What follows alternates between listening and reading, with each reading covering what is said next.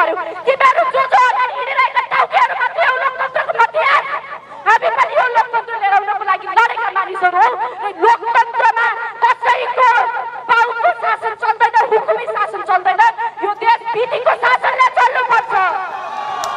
यदि न्यायमाथि कसैले पनि खेलबाड गर्न खोज्छ न्यायलाई राजनीतिको हतियार बनाउन खोज्छ भनेदेखि खबरदार सरकार न्यायमाथि राजनीति नगर न्यायमाथि जनताको विश्वासको खेलबाड नगर जुन दिन जनताले न्यायमाथि विश्वास गुमाउँछन् तिम्रो कुर्सीको दममा पनि बाँचिनेछ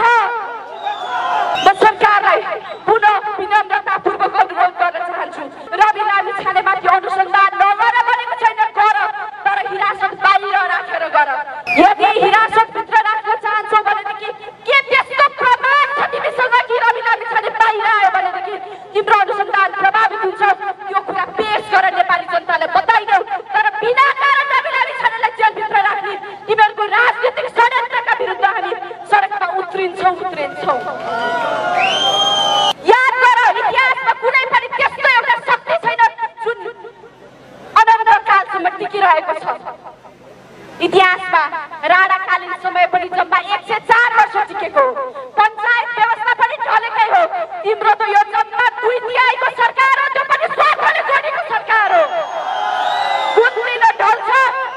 ढल्छ तिम्रो कुर्सी पनि बाँचिन्छ भन्ने कुरा किन तिमीले सोच्न सकिरहेका छैनौ सरकारलाई खबरदारी गर्न चाहन्छु हिजो संसद भवन चल्दै गर्दाखेरि एउटै बेन्चमा बसेर हामीले विभिन्न मुद्दामा छलफल गरेका होइनौ र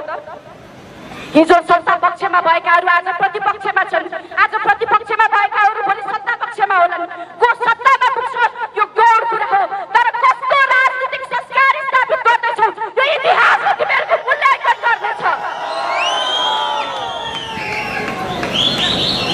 म फेरि निवेदन गर्न चाहन्छु विनम्रतापूर्वक इतिहासले तिमीहरू